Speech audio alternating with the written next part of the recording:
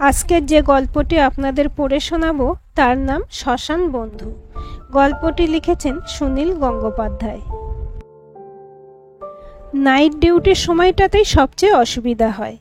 দিনের বেলা এখনো পর্যন্ত তেমন কিছু গন্ডগোল হয়নি। একটু একটু অপমান সহ্য করতে হয়, তা এমন কিছু নয়। অপমান গায়ে না মেখে বালির মতন ঝেড়ে ফেললেই হলো। সকালের ডিউটি 9টা থেকে 3টে পর্যন্ত। ঠিক 3টের সময় বাড়ি ফেরার ট্রাম ধরে অমল। রাস্তায় ট্রাফিকের গোলযোগ না থাকলে 3:45-এর মধ্যে বাড়ি পৌঁছে যায়। বেহালা ট্রাম স্টপ থেকে মাত্র 10 পা দূরে বাড়ি। অমলের পকেটে চাবি রাখতে হয়। এ সময় বাড়িতে আর কেউ থাকে না, অমলকেই দরজা খুলে ঢুকতে হয়। মায়ের ফিরতে ফিরতে 4:30 বেজে যায়। তিনি এসে চায়ের জল চাপান। মাঝখানের এই সময়টুকুই টেলিফোনের পক্ষে আদর্শ। মিলিকে সে বলে দিয়েছে অফিসে যাতে কোনো ক্রমেই ফোন না করে। এই ব্যাপারে অফিসে খুব কড়াকড়ি চলছে। ব্যক্তিগত ফোন অপছন্দ করা হয়। ফোন রিসিভ করলেও লাইন আটকে রাখা বরদাস্ত করা হয় না। অমল নিজেই ফোন করবে। এখন বাড়িতে শুয়ে শুয়ে বেশ আরামে গল্প করা যায় মিলির সঙ্গে। একটু একটু অসভ্য কথাও বলা যেতে পারে। মিলি প্রায় প্রত্যেক দিনই জিজ্ঞেস করে, আজ অফিসে কি হলো? সেরকম কোনো খবর এসেছে? সকাল বা দুপুরে কোনো জবর খবর আসে না। বড় বড় ঘটনাগুলো ঘটতে থাকে সন্ধ্যের পর। মিলির ধারণা খবরের কাগজের লোকেরা অনেক কিছুই আগেভাগে জেনে যায়, তাই সেও জেনে নিতে চায়। এই সময়টাতে চতুর্দিকে গাদাখানেক বই ছড়িয়ে খাটের উপর বসে থাকে মিলি। আর 1 মাসের মধ্যে তাকে পিএইচডি থিসিস জমা দিতে হবে। সেটার লেখাও শেষ হয়ে গেছে, এখন কারেকশন চলছে। তারপর টাইপ করা, কপি মিলিয়ে দেখা। তাই মিলি বাড়ি থেকে বেরোতেই পারে না। অফিসে একদিন ছুটি নিয়ে অমল আড্ডা দিতে গিয়েছিল। মোটেই আড্ডা জমেনি। মিলির মুখে এখন শুধু তার থিসিসের কথাই ঘুরে ফিরে আসে। অত পড়াশোনার কথা অমলের ভালো লাগে না। জ্ঞানের কথায় প্রেম আড়ালে চলে যায়। বিকেলের ডিউটি পরের সপ্তাহে 3টে থেকে 9টা। ফিরতে ফিরতে রাত 11টা তো হতেই পারে। সর্বক্ষণই যদি অফিসের কাজ করবে, তাহলে সে বন্ধু বান্ধবীদের সঙ্গে আড্ডা দেবে কখন? অমলের বাবারও একটু রাত করে বাড়ি ফেরার স্বভাব। তিনি একদিন তার এক বন্ধুর বাড়ি থেকে মদ্যপান করে আসেন, তবে বেচাল হন না কোনো দিন। তার পরের সপ্তাহ থেকে শুরু হয় নাইট ডিউটি, 9টা থেকে রাত 3টে। এর মধ্যে ঘুমোবার কোনো উপায় নেই। অবশ্য 3টে পর্যন্ত থাকতে হয় না। 2-2:30-এর মধ্যেই বেশ মেকআপ হয়ে যায়। তারপর বাড়ি ফেরা। আগেকার দিনে নাকি নাইট ডিউটির পর সবাই অফিসেই শুয়ে পড়ত। এখন আর সে নিয়ম নেই। অফিসের গাড়ি সেই নিশুতি রাতে সবাইকে বাড়ি পৌঁছে দেয়। অত রাতে বাড়ির লোককে খুলে দিতে হয় দরজা। অমলের কাছে অবশ্য চাবি থাকে। পরশু রাতে রাত 3টের সময়ে মা জেগেছিলেন। তার উপন্যাস পড়ার নেশা। একটা বই ধরার পর শেষ না হলে ছাড়েন না। রাত্রি ছাড়া তার পড়াশোনা করার আর সময়ও তো নেই। তার স্বামীর মতন তিনিও চাকরি করেন, তবু সংসারের সব কাজ তো তাকেই সামলাতে হয়। উপন্যাস পড়তে পড়তেও মাঝে মাঝে ঘড়ির দিকে চোখ রাখছিলেন মা। অমল জানে না, অন্যান্যরা তো ছেলে বাড়ি ফেরার সময় একবার তিনি জেগে ওঠেন। তার ঘুম খুব পাতলা। সেদিন তিনি রাত 3টের সময় গাড়ি থামার শব্দ পেয়ে দাঁড়িয়েছিলেন জানলার পাশে। অমল যথাসম্ভব কম শব্দ করে দরজা খোলে। তারপর পা টিপে টিপে নিজের ঘরে চলে যায়। দিদির বিয়ের পর সে একটা নিজস্ব ঘর পেয়েছে। শিয়রের কাছে রাখা থাকে জলের বোতল। মা এসে বললেন, হ্যাঁ রে খোকা, তুই আজ ট্যাক্সিতে এলি কেন? অফিসের গাড়ি কি হলো? হঠাৎ কেঁপে উঠল অমল। মায়ের সামনে মিথ্যে কথা বলতে হলে সে সরাসরি চোখের দিকে তাকায় না, মুখটা অন্যদিকে ফিরিয়ে রাখে। তারপরেই সে বলল, রাত্রির দিকে যে গাড়িগুলো দেয়, ভাড়া গাড়ি তো, সব লজ্জরে। ড্রাইভারগুলো শেষ রাত্রে এত জোরে চালায়, আজ গাড়িটা একটা ল্যাম্পপোস্টে ধাক্কা মারল। মা নিদারুণ উৎকণ্ঠার সঙ্গে বললেন, হ্যাঁ, কোথায় লেগেছে তোর? অমল বলল, ফরচুনেটলি আমার কোথাও লাগেনি। ড্রাইভারটারই কপাল ঠুকে গেছে। কিন্তু গাড়ি আর স্টার্ট নিল না। পরিতোষ ছিল আমার সঙ্গে। বাধ্য হয়ে একটা ট্যাক্সি নিলাম। পরিতোষ আমাকে নামিয়ে দিয়ে গেল। মা তবু কাছে এসে অমলকে ভালো করে দেখলেন, হাত দিলেন তার মাথায়। অমল বলল, আমার লাগেনি বলছি তো। আলো নিভিয়ে শুয়ে পড়ার পর অমল বুঝতে পারল তার গল্পটার বেশ বড় একটা খুঁত আছে। ট্যাক্সি থেকে নেমে সে ভাড়া মিটিয়েছে। মা কি সেটা দেখেননি? পরিতোষ নামিয়ে দিয়ে গেল। বলাটা ঠিক হয়নি। দুদিন বাদে বিকেল 5টায় অমল দাঁড়িয়ে আছে বিড়লা প্ল্যানেটোরিয়ামের কাছে। কোথায় যাবে ঠিক করতে পারছে না।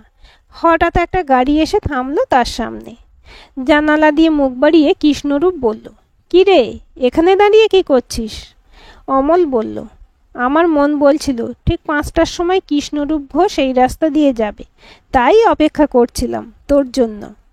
কৃষ্ণরূপ বলল, তাই বুঝি? তাহলে উঠে পড় গাড়িতে। কৃষ্ণরূপ কাজ করে একটা বিজ্ঞাপন সংস্থায়। এটা তার অফিসের গাড়ি। সারাদিন তাকে অনেক জায়গায় ঘুরতে হয়। গাড়িটা আবার চলতে শুরু করলে কৃষ্ণরূপ বলল, এখন অফিসে ফিরব, খানিকক্ষণ কাজ আছে, তুই একটু বসবি? তারপর দুজনে বেরোবো। ইন্ডিয়ান মিউজিয়ামে একটা বাউল গানের ফাংশন আছে, তোকে নিয়ে যাব সেখানে, যাবি তো? অমল বলল, হ্যাঁ যেতে পারি। আমাকে আজ আর অফিসে যেতে হবে না, আজ ছুটি নিয়েছি। এখন বিকেলের ডিউটি চলছে। বিকেলগুলো অফিসের বদ্ধ ঘরে কেটে যায়। বাইরে ঝড় বৃষ্টি হলেও টের পাই না। কৃষ্ণরূপ জিজ্ঞাসা করল, কদিনের ছুটি নিয়েছিস? অমল বলল, শুধু আজই। বেশি ছুটি দিতে চায় না। বিশ্বদাকে তো তুই চিনিস, একটু চান্স পেলেই গলাবাজি করে। কৃষ্ণরূপ একটুক্ষণ বুড়ো কুঁচকে তাকিয়ে রইল বন্ধুর দিকে। অফিসে পৌঁছে নিজের টেবিলে বসে কৃষ্ণরূপ বলল, নিচের একটা ক্যান্টিনে ভালো ফ্রেঞ্চ টোস্ট করে, অর্ডার দিয়ে দিচ্ছি, চায়ের সঙ্গে খেয়ে নে। কাগজ টাগজ পর, আমাকে একবার ম্যানেজারের ঘরে যেতে হবে, মিনিট 15 লাগবে। কৃষ্ণরূপ উঠে যাওয়ার পর অমলের মনটা খসখস করতে লাগলো। কৃষ্ণরূপ ওভাবে তাকালো কেন? কৃষ্ণরূপের ফিরতে ফিরতে আধ ঘন্টা কেটে গেল। টেবিলের কাগজপত্র গোছাতে গোছাতে সে অমলকে জিজ্ঞেস করল, এতক্ষণ ভেবে ভেবে কি ঠিক করলি? অমল বলল, কি ঠিক করলাম মানে? বাউল গান শুনতে যাব তো বলেইছি। তুই আমাকে ঠিক বন্ধু বলে মনে করিস না, তাই না? কেন? বন্ধুর কাছে কোনো বন্ধু যদি এসব কথা গোপন করে, তাহলে সে আর বন্ধু কিসের? এসব কথা মানে? ন্যাকা সাজিস না অমল, ন্যাকা সাজিস না। কাল তুই বিকেলে শুভ্রাংশুর অফিসে আড্ডা দিতে গিয়েছিলি, ছুটি নিসনি। দিন 3 আগে তোকে নন্দনের সিনেমা হলে দেখা গেছে, ছুটি নিয়েছিলি? দেখ, আমরা অ্যাড এজেন্সির লোক, সব খবরের কাগজে নারী নক্ষত্রের খবর রাখি। তোর যে চাকরি চলে গেছে সেটা জানবো না? অমল ফ্যাকাশে মুখে কয়েক মুহূর্ত তাকিয়ে রইল বন্ধুর দিকে। তারপরই সামলে নিয়ে বলল, তুই আর কাউকে বলিসনি তো? এখন কিছুতেই জানানো চলবে না, কিছুতেই না। কৃষ্ণরূপ বলল, এ খবর কখনো বেশি দিন চাপা রাখা যায়? বাড়িতেও জানাসনি? না। আর মিলিকে? না, কিছুতেই না। এর মধ্যে আমাকে আর একটা চাকরি জোগাড় করতেই হবে। অত সহজ নয়। চাকরি থাকতে থাকতে অন্য চাকরিতে যাওয়া যায়। একবার চাকরি গেলে অন্য কেউ চান্স দিতে চায় না। মনে হচ্ছে কিছু গন্ডগোল আছে। এমনিতেই এখন বাজার খুব টাইট। তুই বিশ্ব দাশগুপ্তকে চটালি কি করে? কাজে ফাঁকি দিয়েছিস? মোটেই না। আমার কাজে কেউ খুঁত ধরতে পারবে না। বিশ্বদারও কোনো ক্ষতি করিনি। একদিন শুধু, জানিস তো বিশ্বদা কীরকম ছটফটে স্বভাবের, সব সময় অফিসময় ঘুরে বেড়ায় আর সবাইকে বকাবকি করে। আমি ক্যান্টিনে বসে চুপি চুপি শুভ্রকে বলেছিলাম, বিশ্বদার গণ্ডগোলটা কি জানিস? নিশ্চয়ই খুব শুকনো লঙ্কার ঝাল খায়, সেই জন্যই ওর গুহ্যদ্বারে খুব জ্বালা করে, আর তাই নিজের চেয়ারে পেছন ঠেকিয়ে বেশিক্ষণ বসতে পারে না। সেই কথাটাই কেউ বিশ্বদার কানে তুলে দিয়েছে। এটা তো একটা ইয়ার্কি। এজন্য কারো চাকরি যায়? বিশ্ব দাশগুপ্ত বদমেজাজি লোক। কেন এসব বাজি ইয়ার্কি করতে যাস? আড়ালে কেউ একটু ইয়ার্কি ঠাট্টাও করতে পারবে না? কৃষ্ণরূপ বলল, তুই মিলান কুন্দেরার জোকস নামে একটা উপন্যাস পড়িসনি? পোস্ট কার্ডে একজন ছাত্র তার বান্ধবীকে একটা যৌন ইয়ার্কি করেছিল। সোশ্যালিস্ট কান্ট্রির এক দাদার হাতে সেই পোস্ট কার্ড পড়ে। একটা নিরীহ ঠাট্টার জন্য প্রেমিক প্রেমিকা দুজনের জীবনই দুর্বিষহ হয়ে যায়। একটু থেমে কৃষ্ণরূপ বলেছিল, আমাদের দেশটা সেরকম নয়। শুধু এই জন্য কারো চাকরি খেয়ে দেওয়া এই বাজারে খুবই ইনহিউম্যান ব্যাপার। হয়তো এটাই একমাত্র কারণ নয়। সব খবরের কাগজই এখন ছাঁটাই হচ্ছে। কম্পিউটারের জন্য 3 জনের কাজ একজন করতে পারে। এখন কেউ পার্মানেন্ট পোস্ট পায় না, সব কন্ট্রাক্ট। অমলের চাকরি গেছে ঠিক 24 দিন আগে। বিনা মেঘে বজ্রপাতের মতো নোটিশ ধরিয়ে দেওয়া হলো। তাকে 3 মাসের মাইনে দিয়ে দেওয়া হবে। পরের দিন থেকেই তার আর অফিসে আসার দরকার নেই। চিঠিখানা সে প্রথমে বিশ্ব দাশগুপ্তকেই দেখিয়ে অসহায়ভাবে জিজ্ঞেস করেছিল, এটা কি হলো? আমি কি দোষ করেছি? বিশ্ব দাশগুপ্ত গম্ভীরভাবে বলেছিল, এটা কোনো দোষগুণের প্রশ্ন নয়, কোম্পানির সিদ্ধান্ত। আমার কোনো হাত নেই। আরও হয়তো কয়েকজনকে চলে যেতে হবে। বিশ্ব দাশগুপ্তর কথাটা পুরোপুরি সত্যি নয়। একটা আড়ালের ইয়ার্কি শুনে ক্ষিপ্ত হয়ে সে অমলের চাকরি খায়নি তা ঠিক, মালিকদেরই সিদ্ধান্ত। কিন্তু মালিকরা তো অমলের মতন সাধারণ কর্মীদের চেনে না। কাকে কাকে ছাঁটাই করা হবে সে ব্যাপারে বিশ্ব দাশগুপ্তর কাছেই পরামর্শ চেয়েছে। বিশ্ব দাশগুপ্ত প্রথমেই অমলের নাম পাঠালেন কেন? বাড়িতে জানাতে পারেনি, মিলি বা অন্য বন্ধুদেরও জানাতে পারেনি। অমল প্রতিদিন ডিউটির হিসেব করে বাড়ি থেকে বেরোয়, ঠিক সময়ে ফিরে আসে, রাস্তায় রাস্তায় ঘোরে, পার্কে বা ময়দানে শুয়ে থাকে।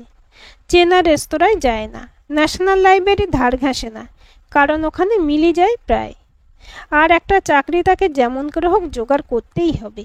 কিন্তু কি করে তা সম্ভব? বন্ধু বান্ধবদের কাছে সে দয়া চাইতে পারে না। শুধু অ্যাপ্লিকেশন পাঠালে আজকাল কোথাও চাকরি হয়? এখন মে মাস, দুপুরবেলা অসহ্য গরমের মধ্যেও তাকে মাঠে ঘাটে থাকতে হয়। জুলাই মাসের 7 তারিখে মিলির সঙ্গে তার বিয়ের দিন ঠিক হয়ে আছে। তখন বৃষ্টি নামবে। মিলির সঙ্গে কথা হয় শুধু টেলিফোনে। মিলির সামনাসামনি যেতে তার ভয় হয়, যদি সে বুঝে ফেলে। মেয়েরা অনুভূতি দিয়ে অনেক কিছু বোঝে। মা বোধহয় প্রায় বুঝে ফেলেছেন, মুখে কিছু বলেননি এখনো। মা আর বাবা দুজনেই এখনো চাকরি করেন। অমলের উপার্জন না থাকলেও এক্ষুনি খাওয়া পড়ার সমস্যা নেই। দেশে তো কত বেকার ছেলে। বেকার থাকা এমন কি লজ্জার ব্যাপার? কিন্তু বেকার থাকা আর চাকরি যাওয়ার অনেক তফাৎ আছে। সবাই ধরে নেবে সে অযোগ্য। সকাল দুপুর বিকেল তবু কেটে যায়, কিন্তু রাত 2:30-3টে পর্যন্ত সে কোথায় সময় কাটাবে? এই সময় রাস্তায় রাস্তায় ঘোরাও নিরাপদ নয়, মাঠে শুয়ে থাকা নিরাপদ নয়, কোনো বন্ধুর বাড়িতেও থাকা যায় না। একদিন সে আবিষ্কার করল, একমাত্র শ্মশানগুলি সারা রাত জাগ্রত, সব সময় মানুষ আসে। সেখানে এক জায়গায় বসে থাকলে কেউ কিছু প্রশ্ন করবে না। একদিন সিনেমায় একটা নাইট শো দেখতে গিয়ে সে প্রায় ধরা পড়ে যাচ্ছিল আর কি। মিলি তার মা মাসিদের একটা বড় দলের সঙ্গে এসেছে। অমলের খুব কাছেই ওদের সিট। অমল তাড়াতাড়ি মাথা নিচু করে ফেলেছে, তারপর অন্ধকারের মধ্যে সরে পড়েছে চুপি চুপি। দেখা হলে কি হতো? সে কি একদিন অফিস থেকে বেরিয়ে বিখ্যাত কোনো সিনেমা দেখতে আসতে পারে না? সেটা তো অস্বাভাবিক কিছু নয়, কিন্তু প্রবল এক লজ্জা তাকে ছেয়ে ফেলে। 7ই জুলাইয়ের আগে অন্য কোনো চাকরি জোগাড় করতে না পারলে কি হবে? এখনো পর্যন্ত কোনো আশা পাওয়া যায়নি। শ্মশানের কাছাকাছি দোকানগুলোও খোলা থাকে সারা রাত। সিগারেট পাওয়া যায়, চা কিংবা ঘুগনি আলুর দম খাওয়া যায়। কত রকম মানুষ আসে। উত্তর কলকাতা শ্মশানগুলোতে সে যায়। অধিকার শ্মশানের পরিবেশ তার বেশি পছন্দ হয়, কারণ পাশেই গঙ্গা। সিঁড়িতে বসে নদী দেখতে দেখতে দিব্যি সময় কাটে। তবে ট্যাক্সি ভাড়া বেশি পড়ে। এর মধ্যে একদিন শ্মশানে বসে থাকতে থাকতে এমন ঘুম এসে গিয়েছিল যে জেগে উঠেছে ভোরবেলা। বাড়ি ফিরেছে ট্রামে। সেদিন তার মাথায় একটা বুদ্ধি এসেছে। শেষ রাতে ট্যাক্সিতে ফিরলে মা আবার দেখে ফেলতে পারেন। তাই সে মাকে বলল, এখন থেকে সকাল হলেই ফিরব। অফিসে থেকে যাওয়ার ব্যবস্থা হয়েছে। কেওড়াতলা শ্মশানে একদিন এক কাণ্ড হলো। রাত 11:30। এখনও অনেকটা সময় কাটাতে হবে। আজ এত ভিড় যে কোথাও শুয়ে পড়বারও জায়গা নেই। খাট সমেত সব দেহগুলো নামিয়ে রাখা হচ্ছে। একেবারে লাইন পড়ে গেছে। নতুন একটা শববাহকদের দল আসছে। পাশ দিয়ে অমল যাচ্ছে সিগারেট কিনতে। হঠাৎ সে একেবারে বিশ্ব দাশগুপ্তের মুখোমুখি। সে ভয়ে একটু কেঁপে উঠল। বিশ্ব দাশগুপ্ত খানিকটা বিস্মিতভাবে বললেন, অমল, তোমার কেউ গেছেন? অমল বলল, না, আমি এমনি। বিশ্ব দাশগুপ্ত যেন উত্তরটা শুনতে পেলেন না। আবার বললেন, তুমি আমার মায়ের খবর পেয়ে এসেছ? তোমাকে কে বলল? কয়েক মুহূর্ত মাত্র দ্বিধা করে অমল বলল, সন্ধেবেলা আপনাদের পাড়ায় আমার এক বন্ধু থাকে, তার কাছে গিয়েছিলাম, তখনই শুনলাম। বিশ্ব দাশগুপ্ত বললেন, ঠিক 5:10 ম্যাসিভ হার্ট অ্যাটাক। ডাক্তার ডাকারও সময় পাওয়া যায়নি।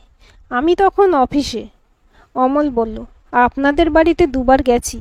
মাসিমা কত যত্ন করেছেন। আমার মতন একজন সামান্য লোককেও গত বছর জোর করে পায়েস খাওয়ালেন।